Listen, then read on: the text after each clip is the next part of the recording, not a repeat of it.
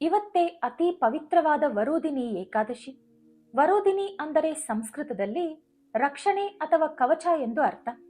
ಯುದ್ಧದಲ್ಲಿ ಸೈನಿಕನನ್ನು ಕವಚ ಯಾವ ರೀತಿ ಕಾಪಾಡುತ್ತದೋ ಈ ವ್ರತ ಆಚರಿಸುವವರನ್ನು ಶ್ರೀ ಮಹಾವಿಷ್ಣು ಅದೇ ರೀತಿ ಕಾಪಾಡುತ್ತಾರೆ. ಈ ವಿಡಿಯೋದಲ್ಲಿ ನಾವು ಇವತ್ತು ನಮ್ಮ ದಿನಚರಿ ಮತ್ತು ಪೂಜಾ ವಿಧಾನದ ಬಗ್ಗೆ ಹಾಗೂ ವ್ರತಕಥೆಯ ಬಗ್ಗೆ ತಿಳಿದುಕೊಳ್ಳೋಣ. ವ್ರತ ಮಾಡಲು ಸಾಧ್ಯವಾಗದವರು ಈ ವ್ರತಕಥೆ ಕೇಳುವುದರಿಂದ ಸಮಾನ ಫಲ ಪಡೆದುಕೊಳ್ಳುತ್ತೀರಿ. ಮುಂದುವರೆಸುವ ಮೊದಲು ಓಂ ನಮೋ ವೆಂಕಟೇಶ್ವರಾಯ ಎಂದು ಕಮೆಂಟ್ ಮಾಡಿ, ವಿಡಿಯೋಗೆ ಲೈಕ್ ಕೊಟ್ಟು ನಮ್ಮ ಚಾನೆಲ್ ಅನ್ನು ಸಬ್ಸ್ಕ್ರೈಬ್ ಮಾಡಿಕೊಳ್ಳಿ. ಈಗ ಮೊದಲು ನಾವು ನಮ್ಮ ದಿನಚರಿ ಹಾಗೂ ಪೂಜಾ ವಿಧಾನದ ಬಗ್ಗೆ ತಿಳಿದುಕೊಳ್ಳೋಣ. ನಾವು ಪ್ರತಿ ಏಕಾದಶಿಗೂ ಮಹಾವಿಷ್ಣುವನ್ನು ಪೂಜಿಸಬೇಕು. ಆದರೆ ವರೋಧಿನಿ ಏಕಾದಶಿಯ ದಿನ ಮಾತ್ರ ವೆಂಕಟೇಶ್ವರ ಸ್ವಾಮಿಯನ್ನು ಪೂಜಿಸಬೇಕು. ಈ ಏಕಾದಶಿಯ ದಿನ ಒಂದು ಹೊತ್ತು ಉಪವಾಸ ಇದ್ದರೂ 10,000 ವರ್ಷಗಳ ಕಾಲ ತಪಸ್ಸು ಮಾಡಿದಷ್ಟು ಪುಣ್ಯ ಬರುತ್ತದೆ. ಮುಖ್ಯವಾಗಿ ಗೃಹಿಣಿಯರು ಏಕಾದಶಿ ವ್ರತ ಮಾಡಿದರೆ ಅಖಂಡ ಸೌಭಾಗ್ಯ ಮತ್ತು ಸಂತಾನ ಪ್ರಾಪ್ತಿಯಾಗುತ್ತದೆ.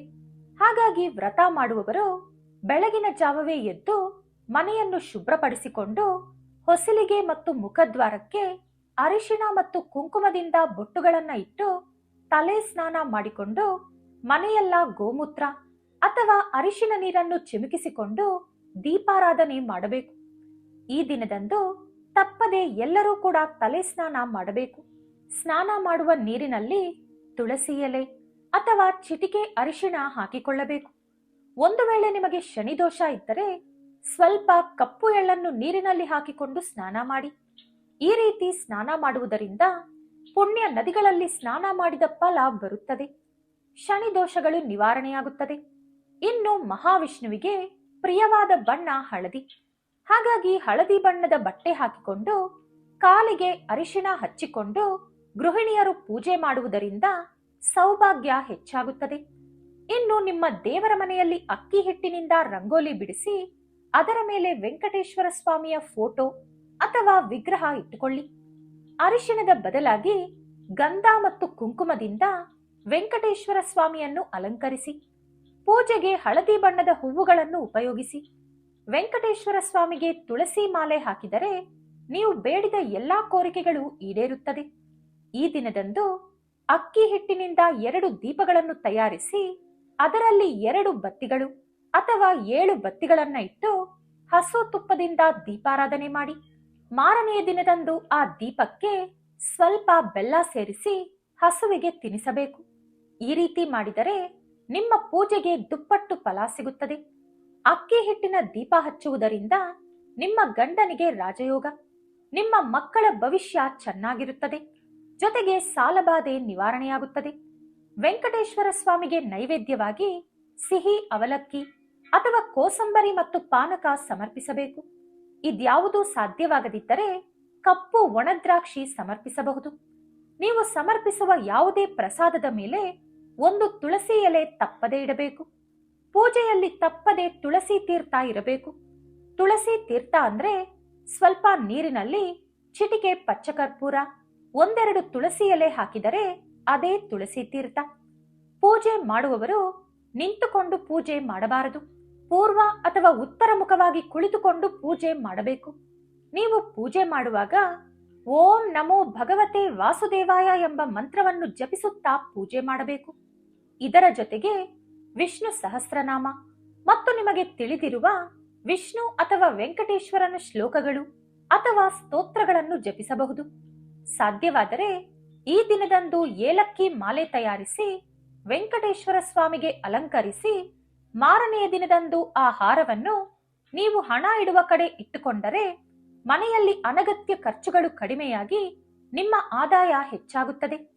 ಈ ರೀತಿ ಪೂಜೆ ಮಾಡಿದ ನಂತರ ವೆಂಕಟೇಶ್ವರ ಸ್ವಾಮಿಗೆ ತಾಂಬೂಲ ಕೊಡುವುದಕ್ಕಾಗಿ 2 ವೀಳ್ಯದೆಲೆ, 2 ಬಾಳೆಹಣ್ಣು, 2 ಅಡಿಕೆ ಮತ್ತು 1 ರೂಪಾಯಿ ಇಟ್ಟು ತಾಂಬೂಲ ಕೊಡಬೇಕು. ಈಗ ಕೈಯಲ್ಲಿ ಸ್ವಲ್ಪ ಅಕ್ಷತೆ ಕಾಳುಗಳನ್ನು ತೆಗೆದುಕೊಂಡು ವರೋಧಿನಿ ಏಕಾದಶಿ ವ್ರತಕಥೆ ಓದುವುದು ಅಥವಾ ಕೇಳುವುದು ಮಾಡಿ. ಒಂದು ವೇಳೆ ಮುಟ್ಟು ಮೈಲಿಗೆ ಇದ್ದು ಪೂಜೆ ಮಾಡಲು ಸಾಧ್ಯವಾಗದಿದ್ದರೆ ಎಲ್ಲಾದರೂ ಪ್ರಶಾಂತವಾದ ಜಾಗದಲ್ಲಿ ಕುಳಿತುಕೊಂಡು ಈ ಕಥೆಯನ್ನು ಭಕ್ತಿಯಿಂದ ಕೇಳಿಸಿಕೊಂಡರೂ ಸಮಾನ ಫಲ ಪಡೆದುಕೊಳ್ಳುತ್ತೀರಿ. ವ್ರತ ಮಾಡದವರು ಅಕ್ಷತೆ ಕಾಳು ಹಿಡಿದುಕೊಳ್ಳುವ ಅಗತ್ಯ ಇಲ್ಲ. ಈಗ ನಾವು ವರೋಧಿನಿ ಏಕಾದಶಿ ವ್ರತಕತೆ ಕೇಳೋಣ. ಒಂದು ಸಲ ಕುಬೇರನ ಆಸ್ಥಾನದಲ್ಲಿ ವರೋಧಿನಿ ಎಂಬ ಅಪ್ಸರೆ ನಾಟ್ಯವಾಡುತ್ತಾ ಪರಧ್ಯಾನದಿಂದ ತಾಳ ತಪ್ಪುವ ಮೂಲಕ ಶಾಪಕ್ಕೆ ಗುರಿಯಾದಳು. ಅದರ ಪ್ರಾಯಶ್ಚಿತವಾಗಿ ಏಕಾದಶಿ ವ್ರತ ಆಚರಿಸಿ ಶಾಪ ವಿಮುಕ್ತಿ ಪಡೆದುಕೊಂಡು ಮತ್ತೆ ಪೂರ್ವ ವೈಭವವನ್ನು ಪಡೆದುಕೊಂಡಳು. ಆ ಕಾರಣದಿಂದ ಈ ಏಕಾದಶಿಗೆ ವರೋಧಿನಿ ಏಕಾದಶಿ ಎಂಬ ಹೆಸರು ಬಂದಿತು. ಇನ್ನು ಸಾಕ್ಷಾತ್ ಪರಮೇಶ್ವರ ಕೂಡ ಈ ವರೋಧಿನಿ ಏಕಾದಶಿ ವ್ರತ ಮಾಡಿ ಬ್ರಹ್ಮಹತ್ಯಾ ಪಾಪದಿಂದ ವಿಮುಕ್ತಿ ಪಡೆದರು ಎಂದು ಪುರಾಣಗಳು ಹೇಳುತ್ತದೆ. ಒಂದಾನೊಂದು ಸಮಯದಲ್ಲಿ ಬ್ರಹ್ಮದೇವರ ಮೇಲೆ ಕೋಪಗೊಂಡ ಪರಮೇಶ್ವರ ಅವರ 5ನೇ ತಲೆಯನ್ನು ಕತ್ತರಿಸಿದರು. ಈ ಕಾರಣದಿಂದಾಗಿ ಪರಮೇಶ್ವರನಿಗೆ ಬ್ರಹ್ಮಹತ್ಯಾ ಪಾಪ ಬಂದಿತು. ಬ್ರಹ್ಮದೇವರ ತಲೆ ಶಿವನ ಕೈಗೆ ಅಂಟಿಕೊಂಡಿತು. ಏನೇ ಮಾಡಿದರೂ ಅದನ್ನು ಬೇರ್ಪಡಿಸಲು ಆಗಲಿಲ್ಲ. ಆಗ ಪರಮೇಶ್ವರ ಈ ವರೋಧಿನಿ ಏಕಾದಶಿ ವ್ರತ ಮಾಡಿ ಆ ಬ್ರಹ್ಮ ಕಪಾಲದಿಂದ ಮತ್ತು ಬ್ರಹ್ಮಹತ್ಯಾ ಪಾಪದಿಂದ ವಿಮುಕ್ತಿ ಪಡೆದರು. ಇನ್ನು ಭವಿಷ್ಯ ಪುರಾಣ ಮತ್ತು ಪದ್ಮ ಪುರಾಣದಲ್ಲಿ ವರೋಧಿನಿ ಏಕಾದಶಿಯ ಬಗ್ಗೆ ಹೀಗಿದೆ. ಒಂದು ಸಲ ಯುಧಿಷ್ಠಿರ ಶ್ರೀಕೃಷ್ಣ ಪರಮಾತ್ಮರ ಹತ್ತಿರ ಬಂದು, ಪರಂಧಾಮ, ಚೈತ್ರ ಮಾಸದ ಶುಕ್ಲ ಪಕ್ಷದಲ್ಲಿ ಬರುವ ಕಾಮದ ಏಕಾದಶಿಯ ಬಗ್ಗೆ ನೀವು ನನಗೆ ಅರ್ಥವಾಗುವಂತೆ ವಿವರಿಸಿದ್ದೀರಿ. ಈಗ ಚೈತ್ರ ಮಾಸದಲ್ಲಿ ಬರುವ ಇನ್ನೊಂದು ಏಕಾದಶಿಯ ಬಗ್ಗೆ ಕೂಡ ಅದೇ ರೀತಿ ವಿವರಿಸಿ ಎಂದು ಕೇಳಿದರು. ಅದಕ್ಕೆ ಶ್ರೀಕೃಷ್ಣ, ಯುಧಿಷ್ಠಿರ, ಚೈತ್ರ ಮಾಸದ ಶುಕ್ಲ ಪಕ್ಷದಲ್ಲಿ ಬರುವ ಏಕಾದಶಿ ತಿಥಿಯನ್ನು ವರೋಧಿನಿ ಎಂದು ಕರೆಯುತ್ತಾರೆ. ಈ ವ್ರತ ಅದೃಷ್ಟವನ್ನು ಕೊಟ್ಟು ಸಕಲ ಪಾಪಗಳನ್ನು ನಿವಾರಿಸಿ ಇಹಲೋಕ ಮತ್ತು ಪರಲೋಕದಲ್ಲಿ ಪರಮ ಸೌಭಾಗ್ಯವನ್ನು ಉಂಟುಮಾಡುತ್ತದೆ. ಅಂತಃಕಾಲದಲ್ಲಿ ಮುಕ್ತಿಯನ್ನು ಕೊಡುತ್ತದೆ. ಈ ಏಕಾದಶಿ ವ್ರತ ಮಾಡುವುದರಿಂದ ಮನುಷ್ಯ ನಿರಂತರ ಸುಖವನ್ನು ಪಡೆಯುತ್ತಾನೆ. ತಾನು ಮಾಡಿದ ಪಾಪಗಳನ್ನು ಕಳೆದುಕೊಂಡು ಅವನು ಸೌಭಾಗ್ಯವಂತನಾಗುತ್ತಾನೆ. ಈ ವ್ರತ ಮಾಡಿದ ಮಹಿಳೆ ಗಂಡನಿಂದ ಸುಖ, ಸಂತೋಷ, ಸೌಭಾಗ್ಯ ಪಡೆಯುತ್ತಾಳೆ. ಈ ವ್ರತ ಮಾಡಿದವರು ಹುಟ್ಟು ಸಾವಿನ ಚಕ್ರದಿಂದ ತಪ್ಪಿಸಿಕೊಳ್ಳುತ್ತಾರೆ. ಭಗವಂತನ ಪ್ರೀತಿಯನ್ನು ಪಡೆಯುತ್ತಾರೆ. ಮಂದಾತ ಈ ಏಕಾದಶಿ ವ್ರತ ಆಚರಿಸಿಯೇ ವಿಮುಕ್ತಿ ಪಡೆದುಕೊಂಡ. ದುಂದುಮಾರಿಣಿಯಂತಹ ಎಷ್ಟೋ ಜನ ರಾಜರು ಈ ವ್ರತ ಆಚರಿಸಿ ಮೋಕ್ಷ ಪಡೆದುಕೊಂಡರು. ಈ ವ್ರತ ಮಾಡುವುದರಿಂದ ಮನುಷ್ಯ 10,000 ವರ್ಷಗಳ ಕಾಲ ತಪಸ್ಸು ಮಾಡಿದ ಫಲವನ್ನು ಪಡೆಯುತ್ತಾರೆ. ಕುರುಕ್ಷೇತ್ರ ಭೂಮಿಯಲ್ಲಿ ಸೂರ್ಯಗ್ರಹಣದ ಸಮಯದಲ್ಲಿ 40 ಕೆಜಿ ಚಿನ್ನ ದಾನ ಮಾಡಿದರೆ ಬರುವಷ್ಟು ಪುಣ್ಯಫಲ ಒಂದು ಸಲ ಈ ವ್ರತ ಮಾಡಿದರೆ ಬರುತ್ತದೆ. ಯುಧಿಷ್ಠಿರ, ಅಶ್ವದಾನಕ್ಕಿಂತಲೂ ಗಜದಾನ ಶ್ರೇಷ್ಠ. ಗಜದಾನಕ್ಕಿಂತ ಭೂದಾನ ಶ್ರೇಷ್ಠ. ಭೂದಾನಕ್ಕಿಂತ ತಿಲಾದಾನ ಅಂದರೆ ಕಪ್ಪು ಎಳ್ಳು ದಾನ ಶ್ರೇಷ್ಠ. ತಿಲಾದಾನಕ್ಕಿಂತ ಸುವರ್ಣದಾನ ಶ್ರೇಷ್ಠ. ಸುವರ್ಣದಾನಕ್ಕಿಂತ ಅನ್ನದಾನ ಶ್ರೇಷ್ಠ. ಅನ್ನದಾನಕ್ಕಿಂತ ಶ್ರೇಷ್ಠವಾದ ದಾನ ಮತ್ತೊಂದಿಲ್ಲ. ಅನ್ನದಾನ ಮಾಡಿದ ಮನುಷ್ಯ ದೇವತೆಗಳು, ಪಿತೃದೇವತೆಗಳು, ಮನುಷ್ಯರು ಮತ್ತು ಎಲ್ಲಾ ಜೀವಿಗಳನ್ನು ತೃಪ್ತಿಪಡಿಸುತ್ತಾನೆ. ಗೋದಾನ ಮತ್ತು ಕನ್ಯಾದಾನ ಅನ್ನದಾನಕ್ಕೆ ಸಮಾನವಾದ ದಾನಗಳು. ಇನ್ನು ಬೇರೆಯವರಿಗೆ ಜ್ಞಾನವನ್ನು ದಾನ ಮಾಡುವುದು ಕೂಡ ಅತ್ಯುತ್ತಮ ದಾನವಾಗುತ್ತದೆ. ಈ ಒಂದು ವ್ರತ ಮಾಡುವುದರಿಂದ ಮನುಷ್ಯ ಈ ಎಲ್ಲಾ ದಾನಗಳು ಮಾಡಿದ ಫಲ ಪಡೆಯುತ್ತಾನೆ. ಮಗಳನ್ನು ಹಣಕ್ಕಾಗಿ ಮಾರುವ ಪೋಷಕರು ನಿತ್ಯವೂ ಕಣ್ಣೀರಿನಲ್ಲಿ ಕೈ ತೊಳೆಯುತ್ತಾ ಪ್ರಳಯದವರೆಗೂ ನರಕದಲ್ಲಿ ಘೋರ ಶಿಕ್ಷೆಗಳನ್ನು ಅನುಭವಿಸುತ್ತಾರೆ. ಹಾಗಾಗಿ ಮಗಳನ್ನು ಹಣಕ್ಕಾಗಿ ಮಾರುವುದು ಅಥವಾ ವಧುದಕ್ಷಿಣೆ ಪಡೆಯುವುದು ಮಹಾಪಾಪ. ಈ ಪಾಪ ಮಾಡಿದ ಪೋಷಕರು ಮುಂದಿನ ಜನ್ಮದಲ್ಲಿ ಬೆಕ್ಕಿನಂತೆ ಜನಿಸುತ್ತಾರೆ. ಆದರೆ ಬಡವನಾದರೂ ಅವನ ಕೈಲಾದಷ್ಟು ಒಡವೆಗಳನ್ನು ಹಾಕಿ ಮಗಳನ್ನು ಉತ್ತಮ ವರನಿಗೆ ಕೊಟ್ಟು ಕನ್ಯಾದಾನ ಮಾಡಿದರೆ ಅವರ ಪುಣ್ಯಕ್ಕೆ ಚಿತ್ರಗುಪ್ತನು ಕೂಡ ಬೆಲೆ ಕಟ್ಟಲು ಆಗುವುದಿಲ್ಲ. ಯುಧಿಷ್ಠಿರ, ಈ ವ್ರತ ಆಚರಿಸುವವರು ತಾಮ್ರದ ತಟ್ಟೆಯಲ್ಲಿ ತಿನ್ನಬಾರದು. ಮಾಂಸಾಹಾರ ಮುಟ್ಟಬಾರದು. ಕಡಲೆಕಾಳು, ಮೈಸೂರು ಬೇಳೆ, ಉದ್ದಿನ ಬೇಳೆ, ಪಾಲಕ್ ಸೊಪ್ಪು, ಜೇನುತುಪ್ಪ ಮತ್ತು ಬೇರೆಯವರು ತಯಾರಿಸಿದ ಅಡುಗೆಯನ್ನು ತಿನ್ನಬಾರದು. ಏಕಾದಶಿಯ ವ್ರತ ಮಾಡುವವರು ಹಿಂದಿನ ದಿನದಿಂದಲೇ ಬ್ರಹ್ಮಚರ್ಯ ಪಾಲಿಸಬೇಕು. ಜೂಜು, ನಿದ್ದೆ, ಮದ್ಯಪಾನ, ತಾಂಬೂಲ ಸೇವನೆ, ಮಾಂಸಾಹಾರ ಸೇವನೆ, ಬೇರೆಯವರನ್ನು ನಿಂದಿಸುವುದು, ಕೆಟ್ಟ ಮಾತುಗಳು ಆಡುವುದು, ಪಾಪಿಗಳ ಸಹವಾಸ ಮಾಡುವುದು, ಕದಿಯುವುದು ಮತ್ತು ಸುಳ್ಳು ಹೇಳುವುದು ಮಾಡಬಾರದು. ಏಕಾದಶಿಯ ನಂತರದ ದಿನದಂದು ಕೂಡ ತಾಮ್ರದ ತಟ್ಟೆಯಲ್ಲಿ ತಿನ್ನಬಾರದು. ವ್ಯಾಯಾಮ, ಕಷ್ಟಕರವಾದ ಕೆಲಸಗಳು, 2 ಹೊತ್ತು ಊಟ, ಸಂಭೋಗ, ಗುಂಡು ಹೊಡೆಸಿಕೊಳ್ಳುವುದು, ಗಡ್ಡ ಬೋಳಿಸುವುದು ಮತ್ತು ದೇಹಕ್ಕೆ ಎಣ್ಣೆ ಹಚ್ಚಿಕೊಳ್ಳಬಾರದು. ಈ ನಿಯಮಗಳನ್ನು ಏಕಾದಶಿಯ ಹಿಂದಿನ ದಿನ ಶುರು ಮಾಡಿ ಏಕಾದಶಿಯ ದಿನ ಮತ್ತು ಏಕಾದಶಿಯ ಮುಂದಿನ ದಿನ ಅಂದರೆ ಒಟ್ಟು 3 ದಿನಗಳ ಕಾಲ ಈ ನಿಯಮಗಳನ್ನು ಆಚರಿಸಬೇಕು. ಇಲ್ಲದಿದ್ದರೆ ವ್ರತ ಮಾಡಿದ ಫಲ ಸಿಗುವುದಿಲ್ಲ, ವ್ರತಕ್ಕೆ ಭಂಗ ಉಂಟಾಗುತ್ತದೆ. ಏಕಾದಶಿ ದಿನದಂದು ರಾತ್ರಿ ಜಾಗರಣೆ ಇದ್ದು ಜಗನ್ನಾಥನನ್ನು ಪೂಜಿಸಿದರೆ ಸಕಲ ಪಾಪಗಳನ್ನು ಕಳೆದುಕೊಂಡು ಬದುಕಿರುವಾಗಲೇ ಸ್ವರ್ಗ ಸುಖಗಳನ್ನು ಅನುಭವಿಸುತ್ತಾರೆ.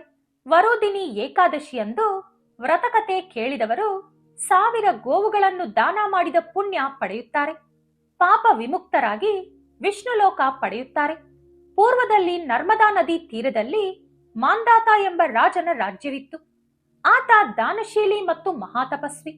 ಒಂದು ಸಲ ಮಾಂದಾತ ಕಾಡಿನಲ್ಲಿ ತಪಸ್ಸು ಮಾಡುತ್ತಿರುವಾಗ ಕರಡಿಯೊಂದು ಅಲ್ಲಿಗೆ ಬಂದು ಆತನ ಕಾಲು ಕಚ್ಚಲು ಶುರು ಮಾಡಿತು.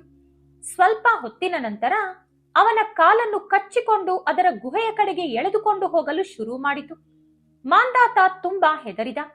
ಆದರೆ ಅವನ ದೇಹವನ್ನು ಕರಡಿ ಎಷ್ಟು ಹಿಂಸೆ ಕೊಡುತ್ತಿದ್ದರೂ ಅವನು ಅದಕ್ಕೆ ಮರು ಹಿಂಸೆ ಕೊಡದೆ ಭಕ್ತಿಯಿಂದ ಶ್ರೀಹರಿಯನ್ನು ಕರೆಯಲು ಶುರು ಮಾಡಿದ. ಅವನ ಭಕ್ತಿಯನ್ನು ಮೆಚ್ಚಿದ ಶ್ರೀಹರಿ ಅಲ್ಲಿ ಪ್ರತ್ಯಕ್ಷವಾದರು. ಅವರ ಸುದರ್ಶನ ಚಕ್ರದಿಂದ ಕರಡಿಯ ತಲೆಯನ್ನು ಕತ್ತರಿಸಿದರು. ಆದರೆ ಅಷ್ಟೊತ್ತಿಗಾಗಲೇ ಆ ಕರಡಿ ಮಂದಾತನ ಪೂರ್ತಿ ಕಾಲನ್ನು ತಿಂದುಬಿಟ್ಟಿತ್ತು. ಬಳಿಕ ಶ್ರೀಹರಿ ಮಂದಾತನೊಂದಿಗೆ, ರಾಜ ದುಃಖಿಸಬೇಡ, ಈ ಕರಡಿ ನಿನಗೆ ಹಿಂಸೆ ಕೊಟ್ಟಿರುವುದು ನಿನ್ನ ಪೂರ್ವಜನ್ಮದ ಕರ್ಮಫಲ.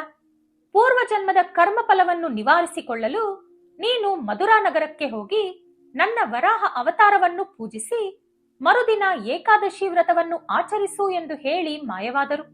ಮಹಾವಿಷ್ಣು ಹೇಳಿದ ಪ್ರಕಾರ ಮಾಂದಾತ ಮಧುರಾ ನಗರಕ್ಕೆ ಹೋಗಿ ವರಾಹ ಅವತಾರವನ್ನು ಪೂಜಿಸಿ ವರೋಧಿನಿ ಏಕಾದಶಿಯನ್ನು ಪೂರ್ಣ ಶ್ರದ್ಧಾಭಕ್ತಿಯಿಂದ ಆಚರಿಸಿದ. ಆ ವ್ರತಫಲದಿಂದ ಮಾಂದಾತನ ಶರೀರ ಮತ್ತೆ ದೃಢವಾಯಿತು. ಹೋದ ಕಾಲು ಮತ್ತೆ ಬಂದಿತು. ಅಂತಃಕಾಲದಲ್ಲಿ ಅವನಿಗೆ ಸ್ವರ್ಗಲೋಕ ಪ್ರಾಪ್ತಿಯಾಯಿತು. ಹಾಗಾಗಿ ಯುಧಿಷ್ಠಿರ, ಯಾವುದೇ ಕಷ್ಟ, ನಷ್ಟ, ನೋವು, ಭಯ ಏನೇ ಇದ್ದರೂ ವರೋಧಿನಿ ಏಕಾದಶಿ ವ್ರತವನ್ನು ಆಚರಿಸಿದರು ಅಥವಾ ಭಕ್ತಿಯಿಂದ ವ್ರತಕತೆ ಕೇಳಿದರೂ ಶ್ರೀಹರಿಯ ಆಶೀರ್ವಾದದಿಂದ ಎಲ್ಲಾ ಸಂಕಷ್ಟಗಳು ನಿವಾರಣೆಯಾಗುತ್ತದೆ. ಕೊನೆಯಲ್ಲಿ ಮೋಕ್ಷ ಪಡೆದುಕೊಂಡು ವಿಷ್ಣು ಲೋಕದಲ್ಲಿ ಸ್ಥಾನ ಪಡೆಯುತ್ತಾರೆ ಎಂದು ಯುಧಿಷ್ಠಿರನಿಗೆ ವರೋಧಿನಿ ಏಕಾದಶಿಯ ವ್ರತಕತೆಯನ್ನು ಮತ್ತು ಅದರ ಫಲವನ್ನು ಶ್ರೀಕೃಷ್ಣ ಪರಮಾತ್ಮರು ವಿವರಿಸಿದರು. ಸ್ನೇಹಿತರೆ, ಈ ಕತೆ ಕೇಳಿದ ನಂತರ ನೀವು ನಿಂತುಕೊಂಡು 3 ಸಲ ಪ್ರದಕ್ಷಿಣೆ ಮಾಡಿ ನಿಮ್ಮ ಕೈಯಲ್ಲಿರುವ ಅಕ್ಷತೆ ಕಾಳುಗಳನ್ನು ನಿಮ್ಮ ತಲೆಯ ಮೇಲೆ ಹಾಕಿಕೊಳ್ಳಿ. ವ್ರತ ಮಾಡದಿರುವವರು ದೇವರನ್ನು ನೆನೆಸಿಕೊಂಡು ನಮಸ್ಕಾರ ಮಾಡಿಕೊಳ್ಳಿ. ಈಗ ವೆಂಕಟೇಶ್ವರನಿಗೆ ಅತಿ ಪ್ರಿಯವಾದ ಕರ್ಪೂರದ ಹಾರತಿಯನ್ನು ಕೊಟ್ಟು ಪೂಜೆ ಮುಗಿಸಿಕೊಳ್ಳಿ. ಈಗ ಎಲ್ಲರಿಗೂ ನೈವೇದ್ಯವನ್ನು ಹಂಚಿ ನೀವು ಕೂಡ ತಿನ್ನಿ. ಓಂ ನಮೋ ಭಗವತೆ ವಾಸುದೇವಾಯ. ಓಂ ನಮೋ ವೆಂಕಟೇಶ್ವರಾಯ. ವಿಡಿಯೋ ಇಷ್ಟ ಆದ್ರೆ ಲೈಕ್ ಮಾಡಿ, ಶೇರ್ ಮಾಡಿ. ನಮ್ಮ ಚಾನೆಲ್ ಅನ್ನು ಸಬ್ಸ್ಕ್ರೈಬ್ ಮಾಡಿಕೊಂಡು ಬೆಲ್ ಐಕಾನ್ ಕ್ಲಿಕ್ ಮಾಡಿ. ಧನ್ಯವಾದಗಳು.